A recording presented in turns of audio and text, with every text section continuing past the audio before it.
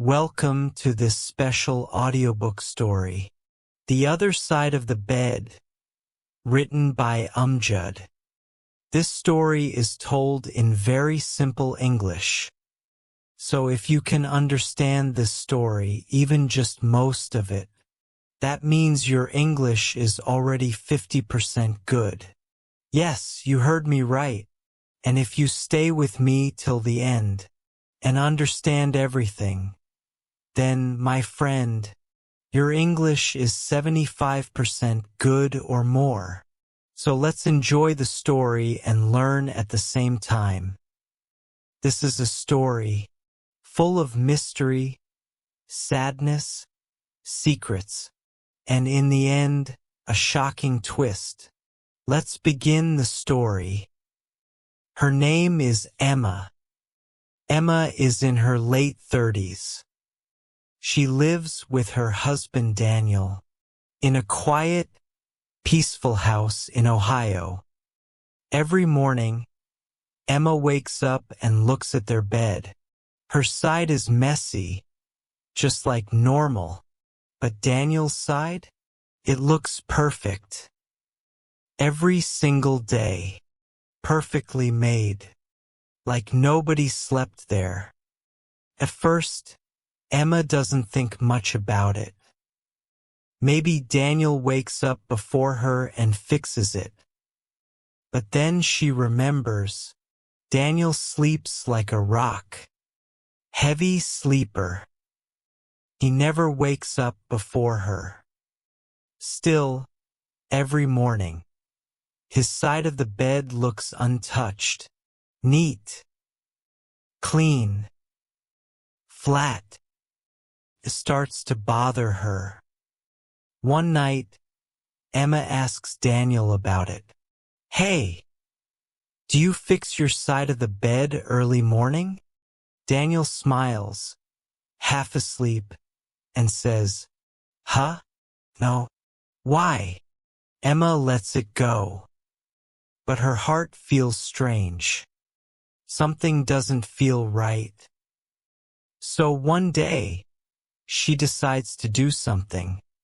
She puts a small camera on the shelf, hidden behind a photo frame. She wants to know what is happening at night. The next morning, same thing, her side messy. Daniel's side, perfect. She takes the memory card from the camera. She plays the video. What she sees leaves her shocked. Now, friends, did you understand the story so far? If yes, your English is already doing great. This story is here to help you feel the language. The more you listen, the more confident you'll become. So don't stop here. Stay with me as we find out what Emma sees in the camera footage and discover what Daniel is really doing at night. Emma sat on the edge of the bed, holding the small memory card in her hand. Her heart was beating fast. She felt nervous. She did not know what to expect. Slowly, she placed the card into her laptop and opened the video file. It was a quiet, dark night in the recording. The time on the video showed 2:59 a.m.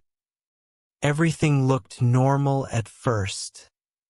Emma and Daniel were both sleeping. The room was still.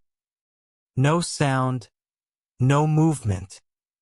But then, exactly at 3 a.m., Daniel opened his eyes. He did not look sleepy.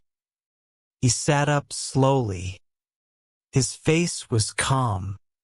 He looked around the room once, then gently moved the blanket away and stood up. Emma kept watching the video with full attention.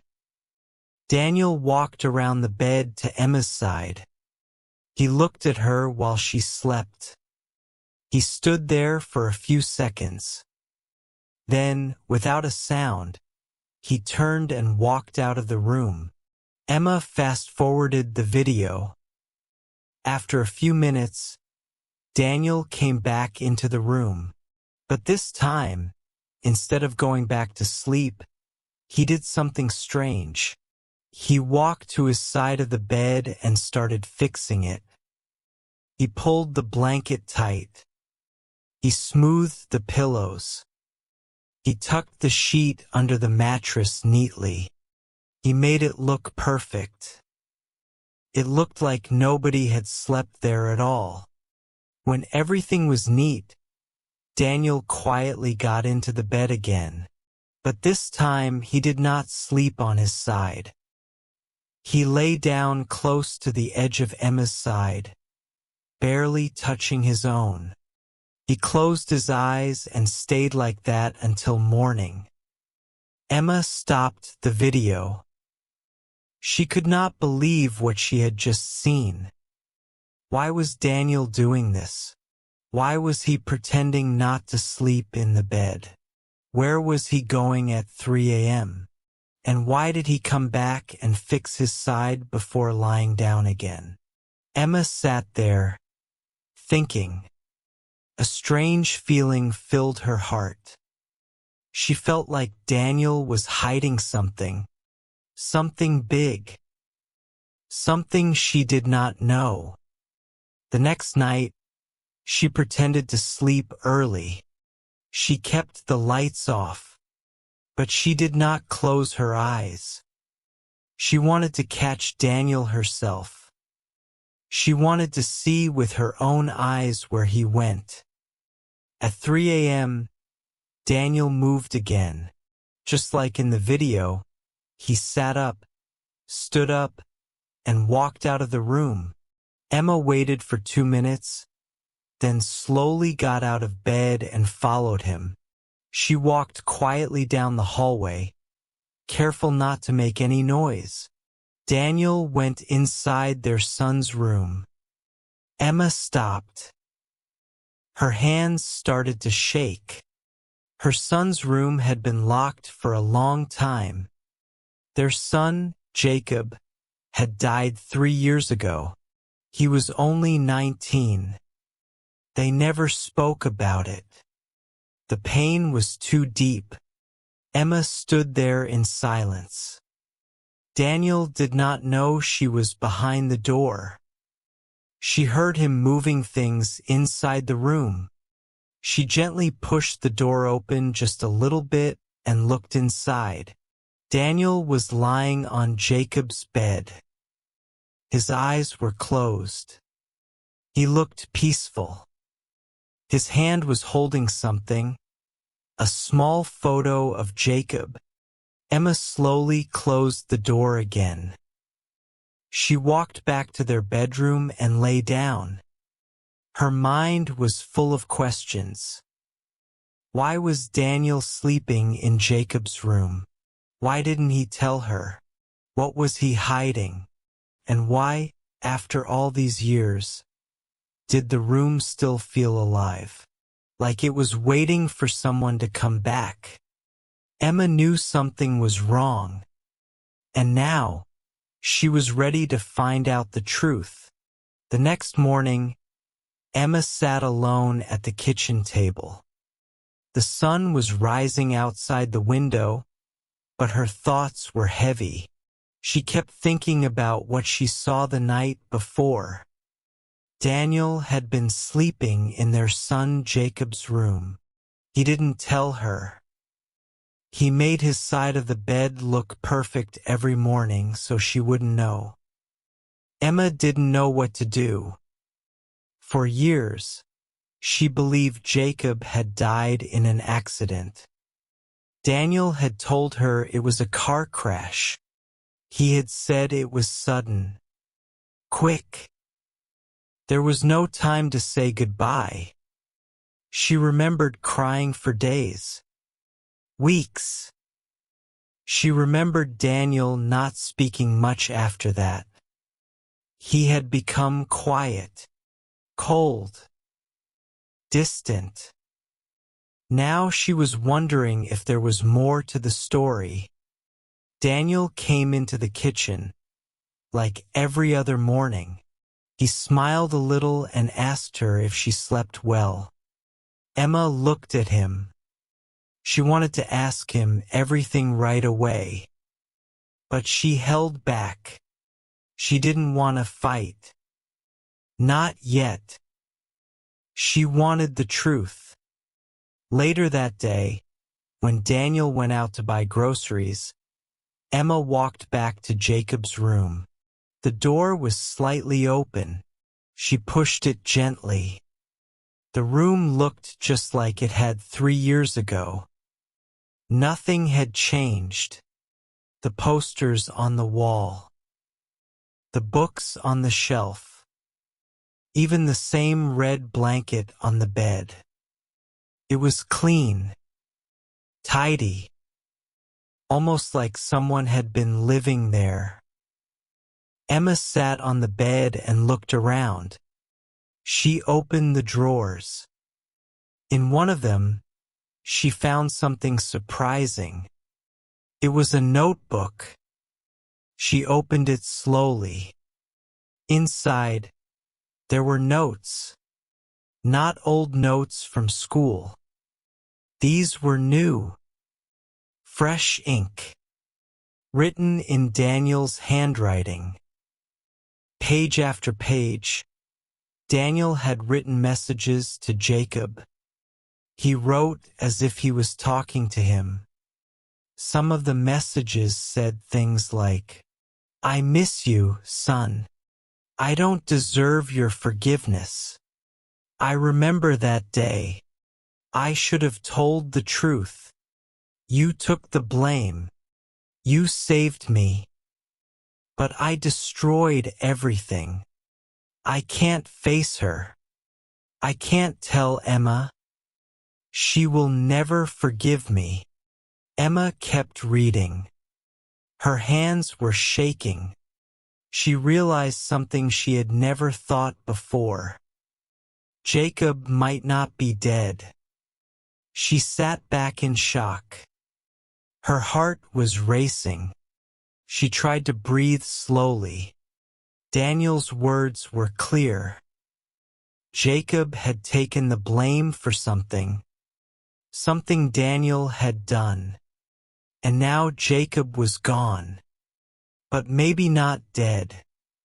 Maybe he was somewhere else.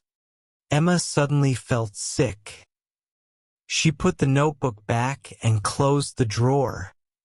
She sat in silence. Her son might be alive. All these years, she had believed he was gone, buried in the ground. But maybe he was not. That evening, she waited for Daniel to come home. She acted normal. She made dinner. They ate together quietly. She looked at him often, wondering how he could lie to her for so long. After dinner, Daniel went to the living room to read. Emma followed him. She sat down across from him. Then she asked in a calm voice, "Daniel, I need to ask you something. Please don't lie." Daniel looked up, surprised. "What is it?" She took a breath. "Is Jacob really dead?" For a moment, Daniel did not move. He stared at her. Then, his eyes filled with tears. His hands began to shake. He looked down and did not speak. Emma waited. Finally, he whispered, "No, he's not dead." The words hit her like a storm. Her breath stopped. She felt the room spinning. Daniel looked up again. "I lied to you. I'm sorry, Emma. Jacob is not dead. He's in prison." Emma felt like the ground was gone beneath her feet. Her son. Her baby. alive, but behind bars. She had so many questions. Her eyes were full of tears. "Why?" she asked. "Why is he there? What happened?" Daniel looked away. His voice was weak. "Because of me. He's there because of something I did." Daniel leaned forward and placed his face in his hands. His shoulders were shaking. Emma sat across from him, frozen, trying to understand what she had just heard. For 3 years, she had believed her son was dead. She had cried herself to sleep so many nights. And now, suddenly, her husband was telling her that Jacob was alive, in prison, and that it was all because of him. Emma spoke softly. "Tell me everything. I want to know the truth." Daniel nodded slowly, took a deep breath, and began to speak. "It was a cold evening," he said. "3 years ago. You were away, visiting your sister for a few days. Jacob and I had gone out for dinner. He was happy that night. He had just passed his exams. He wanted to take a gap year before college and maybe travel. I was proud of him." Daniel paused for a moment, then continued. "On our way home, I stopped at a store to buy some things. While I was inside, something happened. I don't even know why I did it. I got into an argument with a man in the parking lot. He was drunk. He pushed me. I pushed him back. He hit his head on the ground. He wasn't moving. I didn't check if he was okay. I just panicked." Emma listened closely. Her eyes were full of shock and fear. "I got in the car and drove away," Daniel said. "Jacob saw it all. He kept asking questions. I told him we had to go home, but I couldn't sleep that night. I knew someone would report it. There were cameras around the store.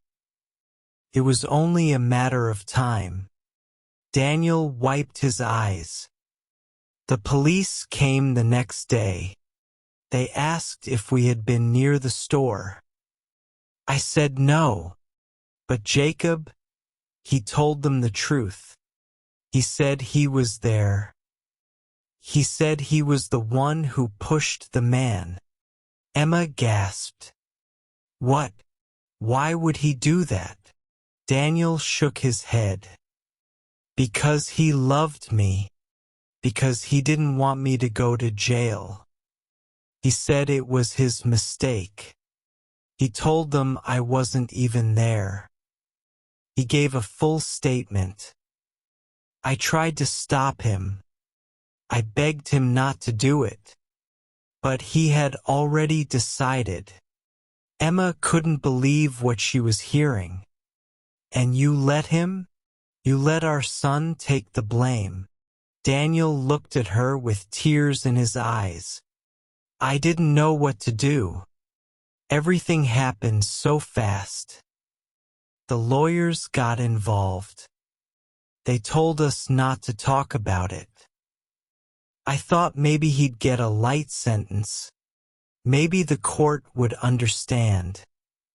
But the man had died, and Jacob was charged with manslaughter."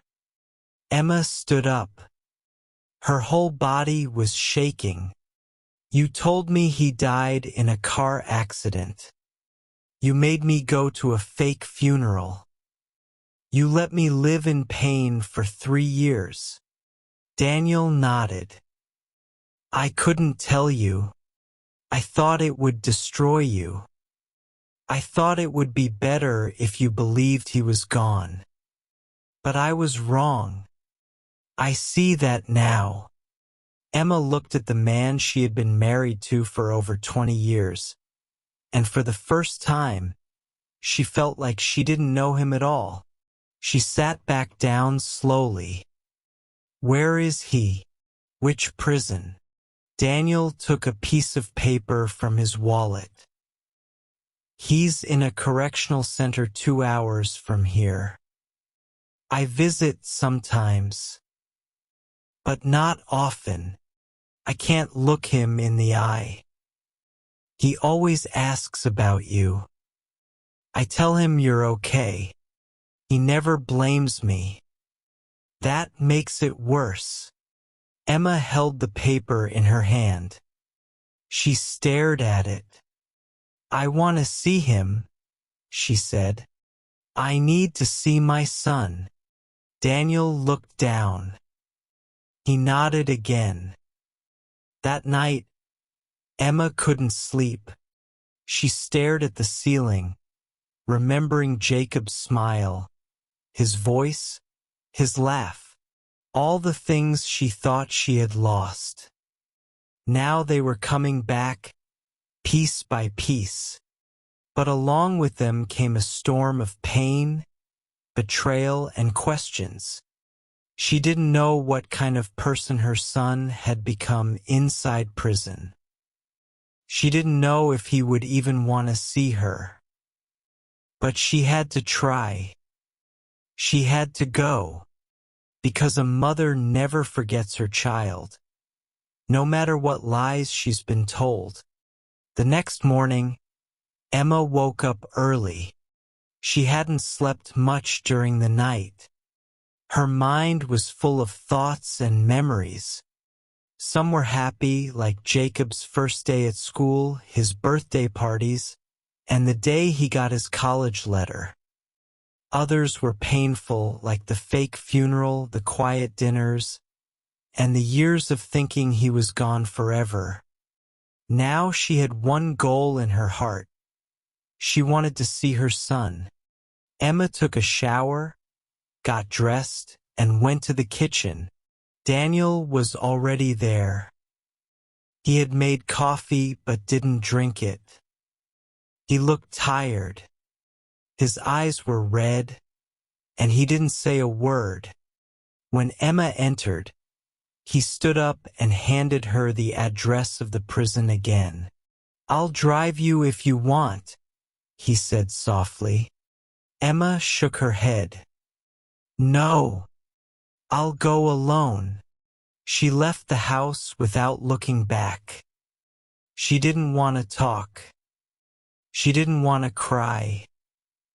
She wanted answers, and she wanted her son. The drive to the prison took 2 hours. The road was quiet, with trees and empty fields along the way. Emma kept looking at the road ahead, gripping the steering wheel tightly. Every mile she drove brought her closer to the truth. Finally, she saw the sign, North County Correctional Facility. Her hands started shaking. She parked the car and sat for a few minutes. She was scared. What if Jacob didn't want to see her? What if he hated her for believing the lie? But she knew she had to go inside. At the front desk, she gave Jacob's full name and showed her ID. The officer checked the records and then asked her to wait. After a short while, a female guard came and took her through security. The place smelled like metal and cleaning spray. The walls were plain, the air heavy. Finally, she was brought into a visitor's room.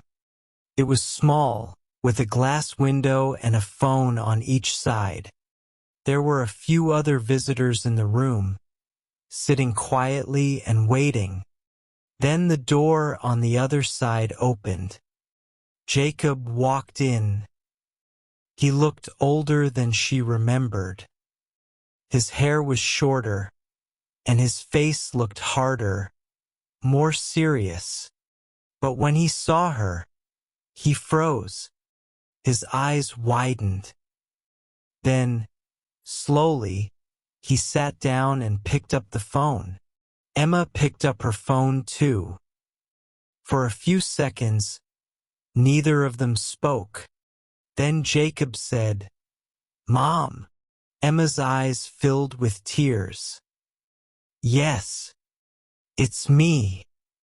I thought I'd never see you again," he whispered. Emma nodded slowly. "I thought you were dead." Jacob looked away. He seemed ashamed.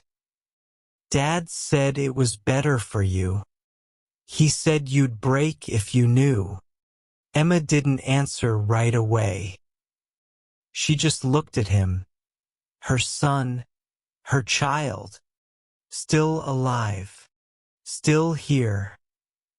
She wanted to hug him, to hold him, but there was glass between them. "I missed you every day," she said. "I cried for you every night." "I'm sorry," Jacob said. "I didn't want to lie, but I did what I thought was right. I protected him. I thought I could handle this. I thought I was strong enough." Emma asked, "Do you regret it?" Jacob didn't answer at first. Then he said, "Yes and no.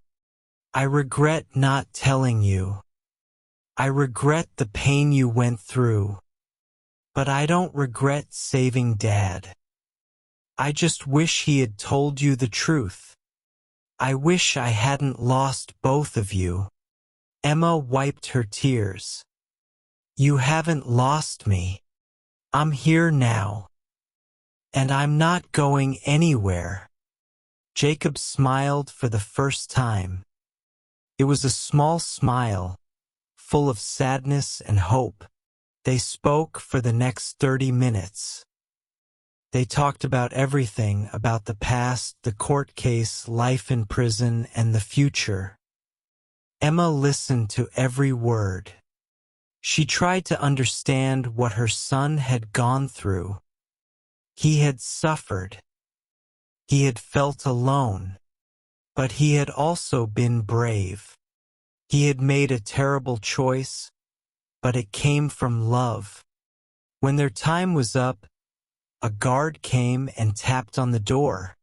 "I'll come again," Emma said. Jacob nodded. "I'd like that." They both stood up. Their eyes met one last time through the glass. Then Jacob was taken away. Emma walked out of the prison feeling lighter. She had seen her son. She had spoken to him. And now, for the first time in years, she felt like there was hope. But there was also something else inside her heart. Anger. Anger at Daniel. For lying. For staying silent. For letting their son take the blame. She knew this wasn't over. Not yet. Emma drove back home from the prison in silence. Her mind was full of everything Jacob had said. Every word stayed in her memory like it was written in stone. His face, his voice, his pain. It all lived inside her now. She couldn't stop thinking about the years she had missed.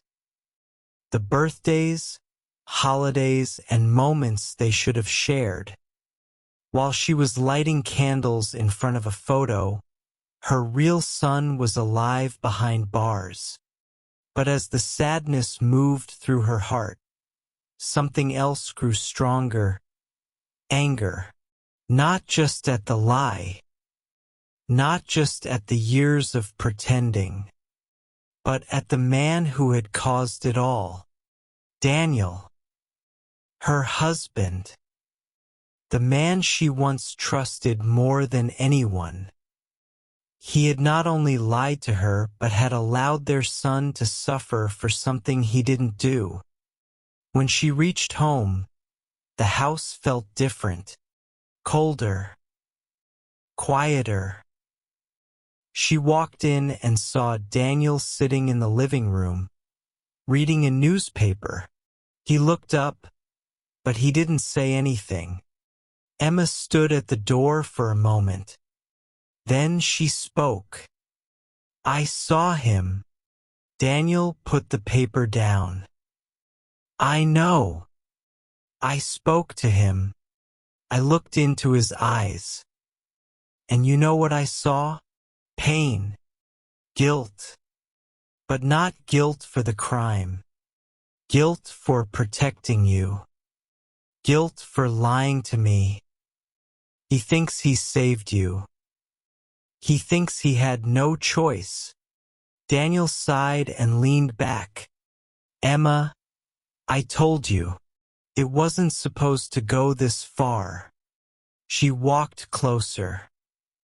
"Tell me again. What happened that night?" Daniel looked down at his hands. "It was a rainy night. I was drunk. Jacob had just turned 18.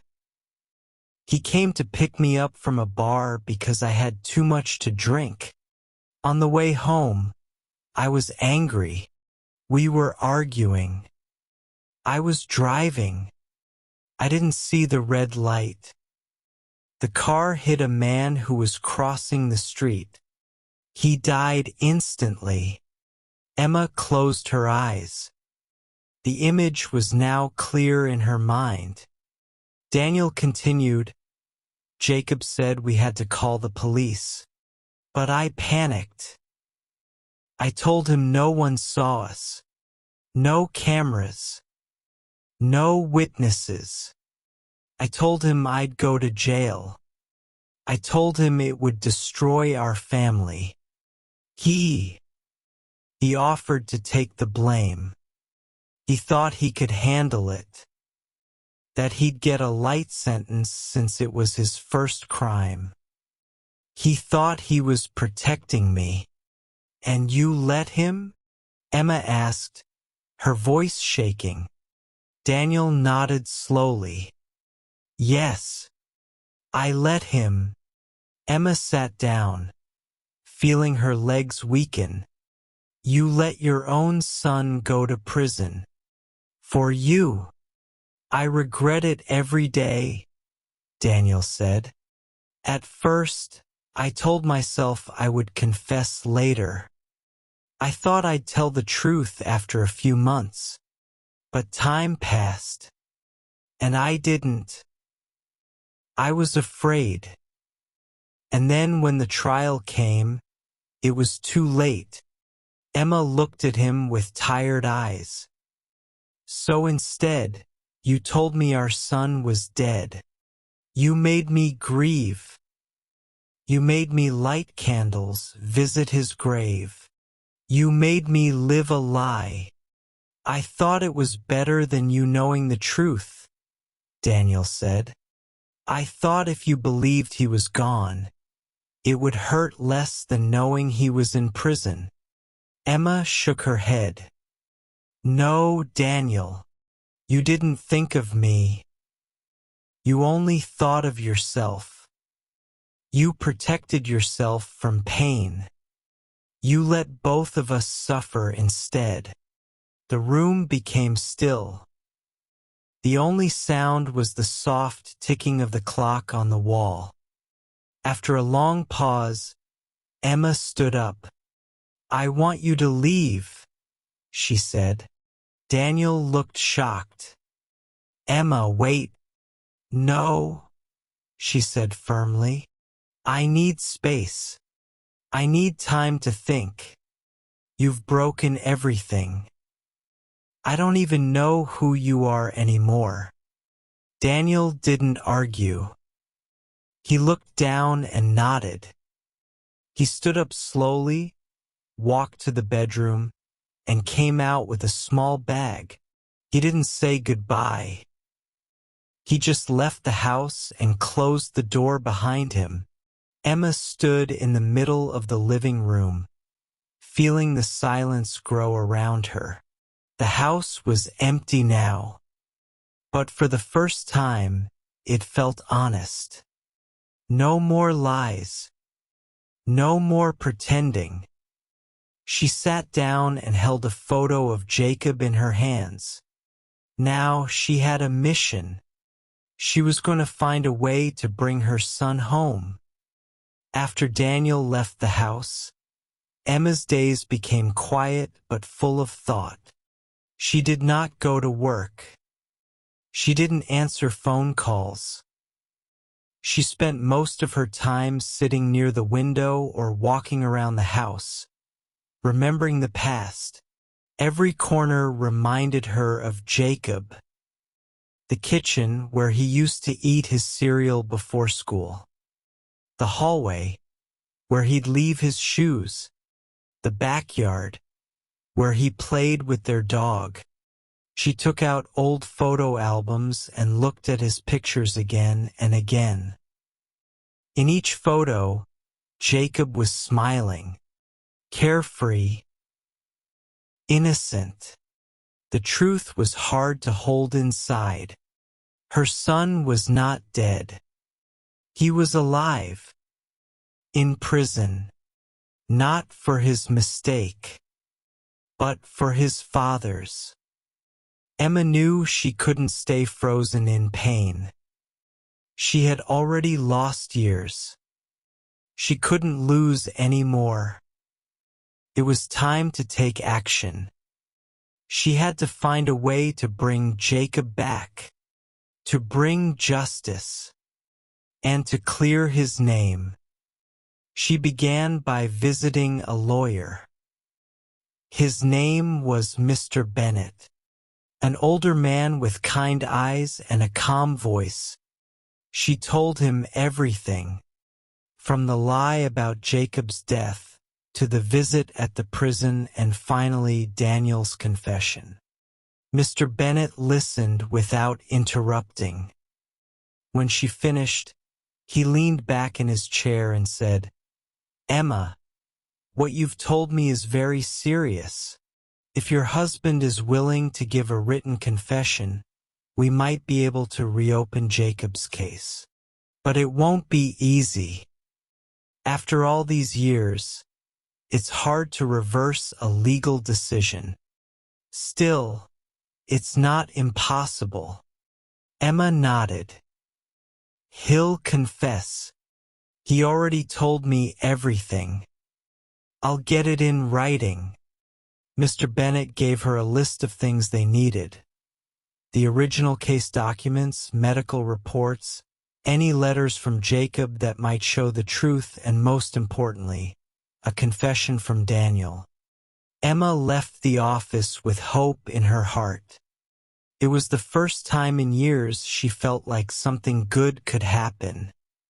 That night, she called Daniel and asked him to meet her. They met at a quiet coffee shop. He looked older than before, more tired, as if the truth had taken weight off his chest, but also added more lines to his face. "I need your help," Emma said. "Not for me. Not for you. For Jacob." Daniel nodded. "I'll do whatever I can. I need a full confession. Written. Signed. Every detail." Daniel took a deep breath and said, "I'll write it tonight." The next day he gave her the paper. His handwriting was shaking, but the words were clear. He admitted to driving under the influence, to hitting the man, to letting Jacob take the blame, to never telling the truth. Emma read it, and her hands trembled, but inside, she felt stronger. She brought the letter to Mr. Bennett. The lawyer read it and said, This is good. This gives us a strong chance. In the following weeks, they started the legal process. Mr. Bennett filed a motion to reopen Jacob's case. They submitted Daniel's confession. They contacted the prison. They asked for Jacob to be moved to a safer area while the review happened. Everything was moving slowly, but it was moving. Emma began visiting Jacob regularly. Every time she saw him, he looked a little less angry and a little more hopeful. He still didn't trust the process fully. Years in prison had made him careful with his feelings. But he saw that his mother was fighting. He saw that she hadn't given up, and that gave him strength. One day, during a visit, Jacob said, "Do you really think they'll let me out?" Emma took his hand and said, "I don't think, Jacob, I believe." That word, believe, was something Jacob hadn't felt in years. But now he was beginning to.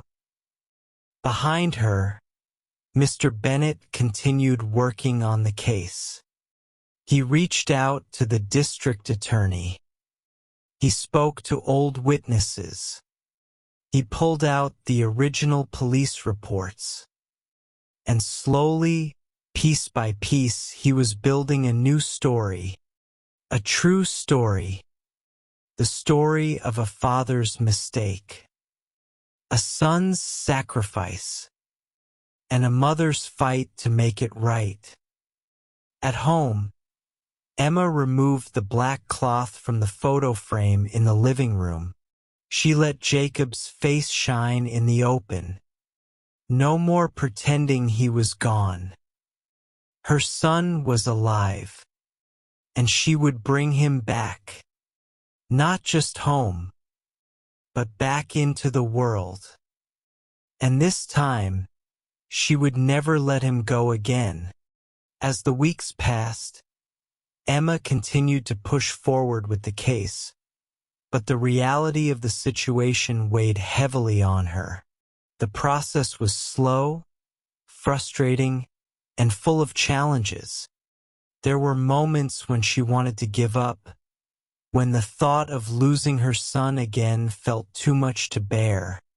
But every time that happened, she thought of Jacob, how he had been trapped in a cell for so long because of a lie that had taken away his future, a lie that she would not let stand any longer. Emma knew that bringing Jacob home would not just be a simple matter of signing papers or sending letters. It would be a battle, a long one, and for the first time in years, she wasn't afraid to fight. She began to spend even more time at the prison, talking with Jacob and trying to reassure him. She could see the hope in his eyes, but she could also see the fear. Fear that maybe, after all this time, the world outside might have changed too much. Fear that he might not be able to adjust to life outside prison. Fear that maybe no one would ever truly believe in him again. Every visit was different. Some days, he seemed strong, ready to face whatever came next. Other days, he was quiet, distant, and lost in his thoughts. Emma never gave up on him. She brought him books, letters from family, and stories about how things were changing on the outside world. She reminded him of the life he had waiting for him, his old friends, his family, his future. And slowly, very slowly, he began to believe it too. He began to believe that maybe he could start over. Maybe he could finally live the life he was meant to have. Back home, the legal work continued. Mr. Bennet had been in constant contact with the court, filing motions and gathering the evidence they needed. But there was a new challenge. Daniel had started to withdraw again. At first, Emma thought it was just the stress of everything. But then she realized that something else was going on. He hadn't been completely honest with her. While he had confessed in writing, there were still parts of the story he hadn't told her. And Emma could feel it. One afternoon, she sat down with him in the kitchen, the space where they had shared so many meals and moments in the past. She poured 2 cups of coffee and looked at him carefully. "There's something you're not telling me," she said, her voice calm but firm. Daniel looked down at his coffee, his hands trembling slightly. "What do you mean?" "I mean, this whole thing. It's not just about the accident, is it? There's something more." He hesitated, his gaze shifting away. For a long moment he didn't speak. Emma could feel her heart pounding in her chest, the silence growing heavier with every second. She knew that he had kept some part of the truth locked away, and she needed to know what it was. Not for herself, not for him, but for Jacob. He deserved to know everything. Finally, Daniel spoke. His voice was barely above a whisper.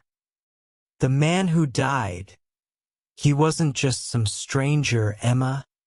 He was a business associate. Someone I owed money to. A lot of money. I wasn't just drunk that night. I was desperate. I knew if I hit him, if I made the accident seem like an accident, no one would suspect that there was more to it. I didn't want anyone to know about my debts. And I didn't want Jacob to know either. He would have hated me. So, I made him take the fall. I told him that we had to protect the family, that it was the only way." Emma sat back, her breath catching in her throat. She couldn't believe what she was hearing. The truth was worse than she could have imagined. Not only had Daniel allowed their son to take the blame, but he had also done it to cover up his own lies and mistakes. He had destroyed Jacob's life to save his own. "Why didn't you tell me?" Emma asked, her voice shaking. "Why didn't you tell me the full truth? I thought I could fix it. I thought if I stayed quiet, if I kept things under control, everything would be fine. But I was wrong. I made it worse. I kept lying, and now we're all paying for it," Daniel said, his voice full of regret. Emma stared at him, trying to understand, but she realized that there was no easy way to fix this. The damage had been done. She couldn't undo the years of pain Jacob had gone through. She couldn't erase the lies or the hurt, but she could still fight for him. She could still make sure he had a future. A real future. She took a deep breath. "We're not done yet, Daniel. We still have a chance. But you need to keep your promises. You need to keep helping us. For Jacob's sake." Daniel nodded, his face pale. He understood now. He had no choice but to help. He owed that much to his son. The days that followed were filled with meetings, phone calls, and more paperwork. But through it all, Emma felt something inside her begin to shift. She wasn't just fighting for Jacob anymore. She was fighting for herself too. She had spent years living in fear, in silence, and in the shadow of the lies.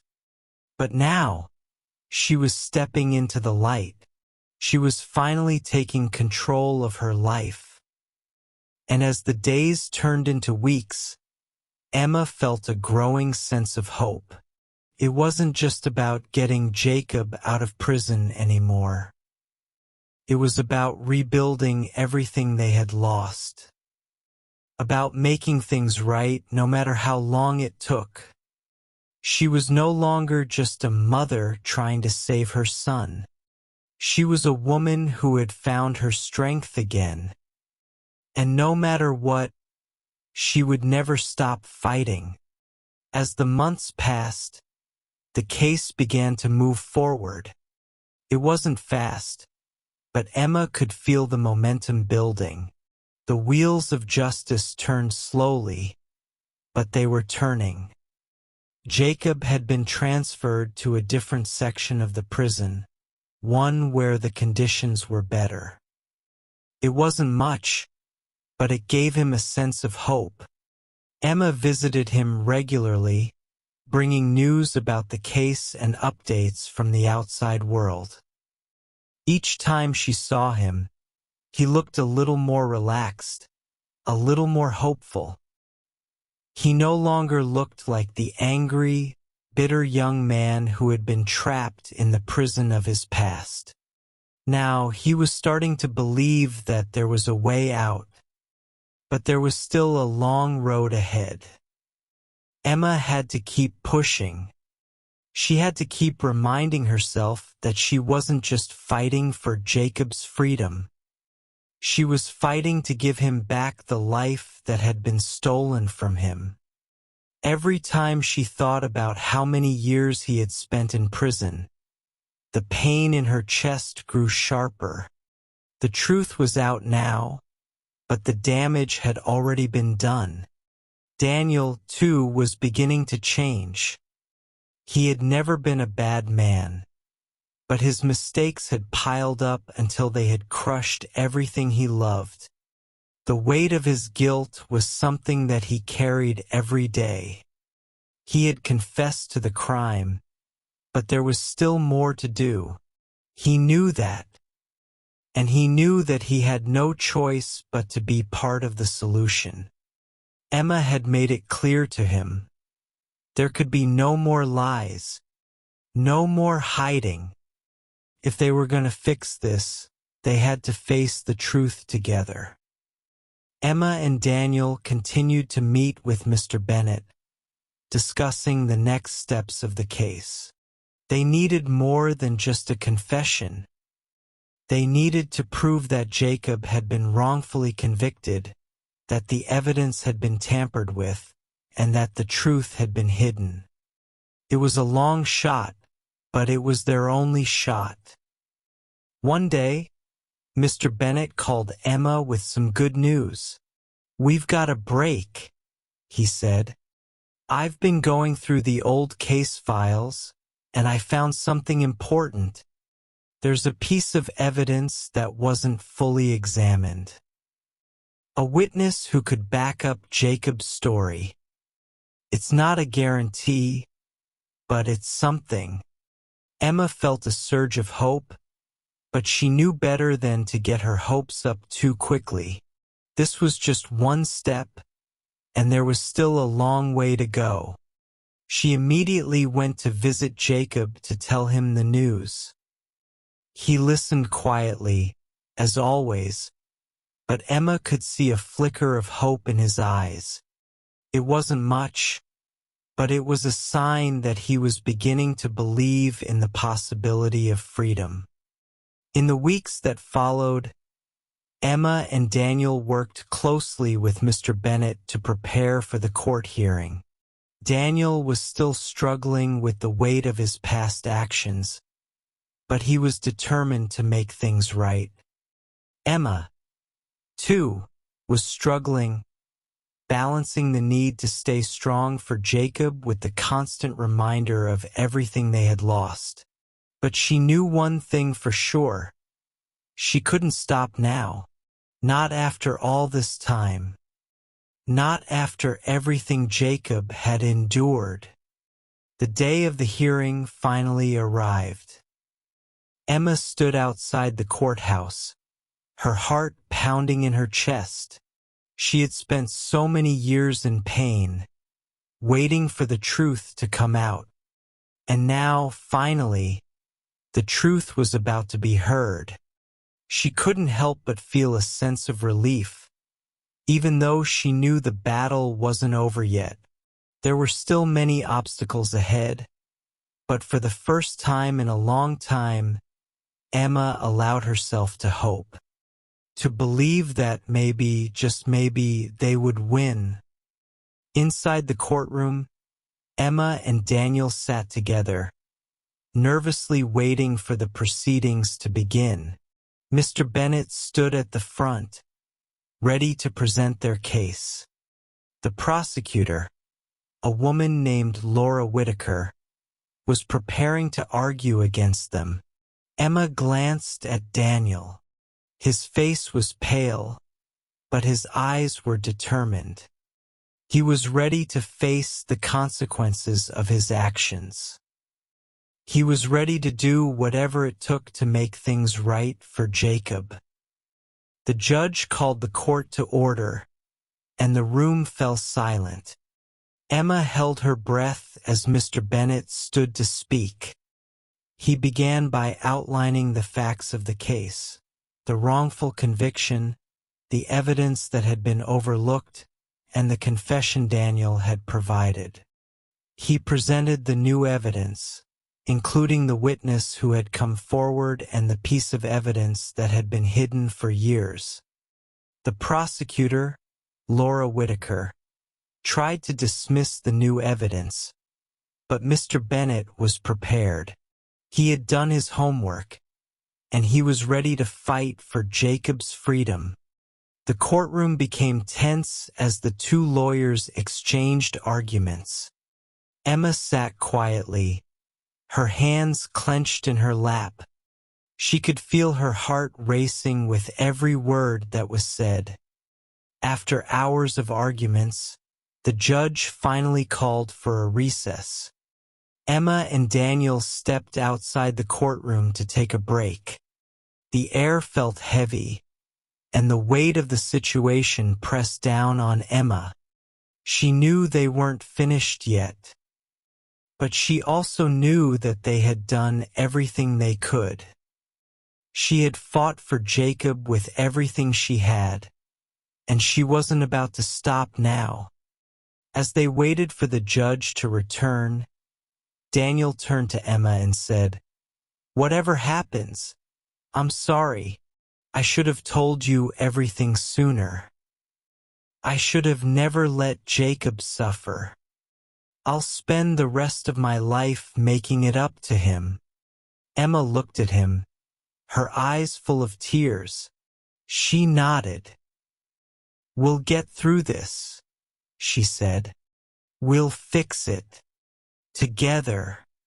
And in that moment, for the first time in years, Emma believed that they might actually be able to make it right.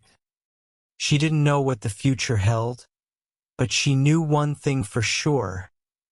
They were stronger than they had ever been before. Together, they would fight until the very end. The courtroom fell silent as the judge returned from the recess. Emma's heart raced in her chest as she sat with Daniel, both of them waiting for the final decision. The tension was unbearable. Emma could feel the weight of the years they had spent in this fight, the pain, the struggles, and the hope that had been reignited only to be challenged time and time again. Everything had led up to this moment. The judge cleared his throat, signaling that it was time to deliver the verdict.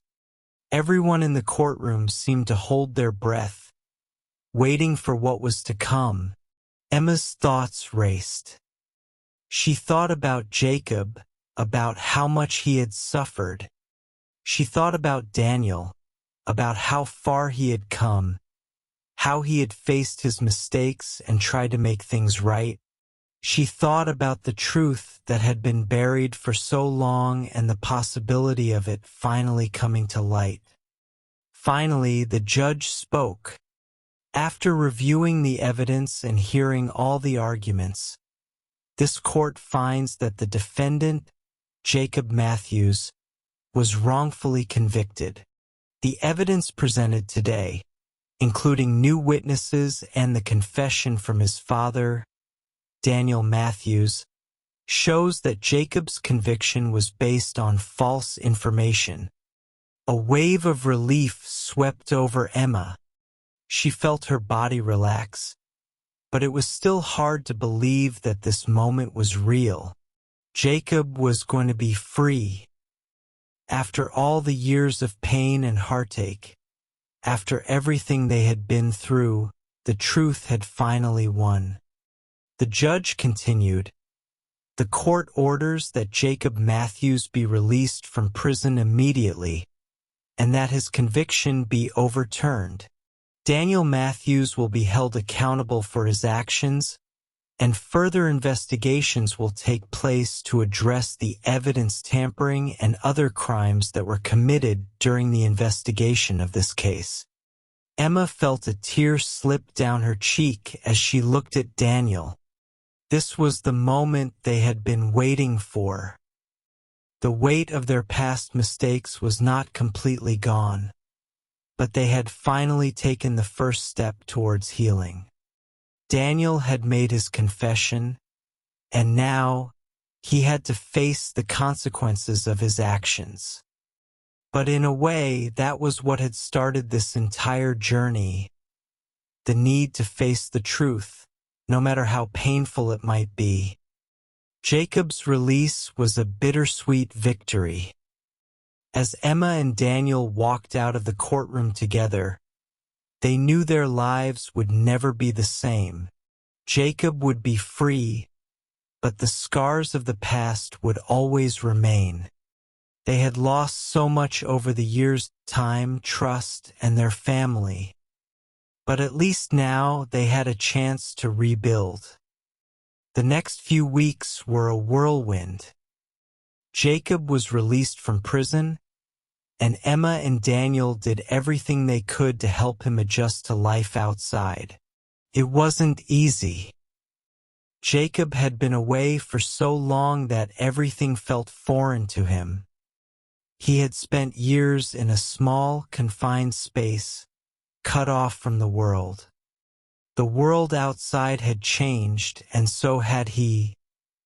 The anger that had consumed him for so long had not completely gone, but there was a flicker of hope in his eyes that had been missing before. Emma worked hard to help him reintegrate into society. She found him a place to stay, helped him get a job, and encouraged him to seek counseling. But it was a slow process. Jacob's road to recovery would be long, and Emma knew that. Still, they had come so far, and that alone gave her the strength to keep going. Daniel, too, had to face the consequences of his actions. He was charged with tampering with evidence, obstruction of justice, and other crimes related to the case. He knew that the road ahead would be difficult, but he was ready to take responsibility for his part in the story.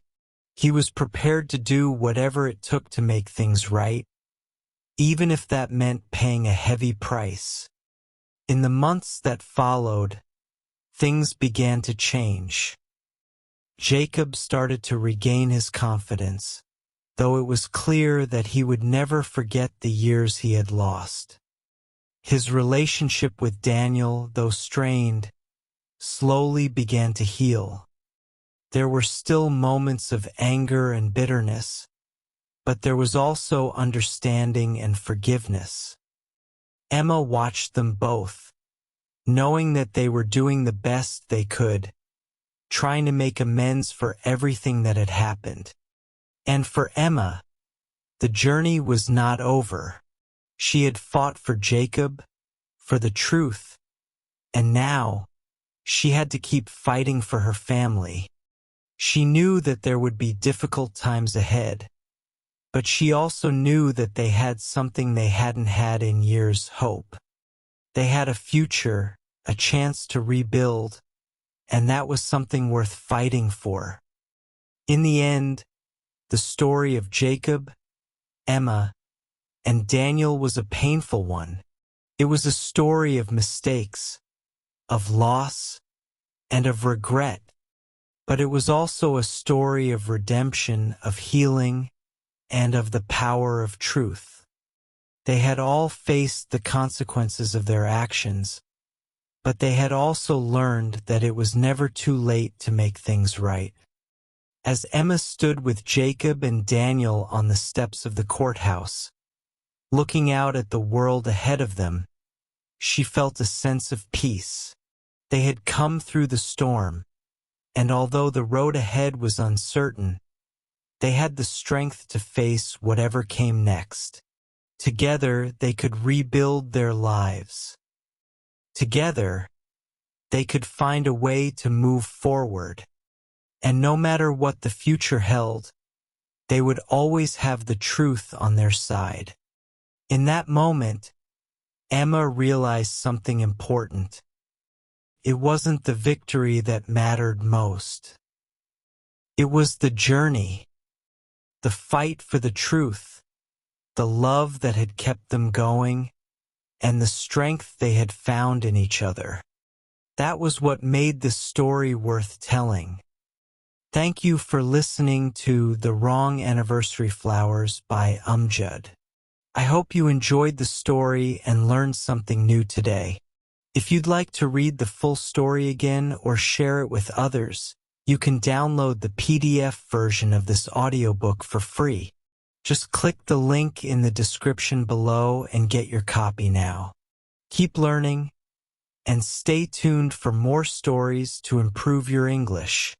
Happy reading!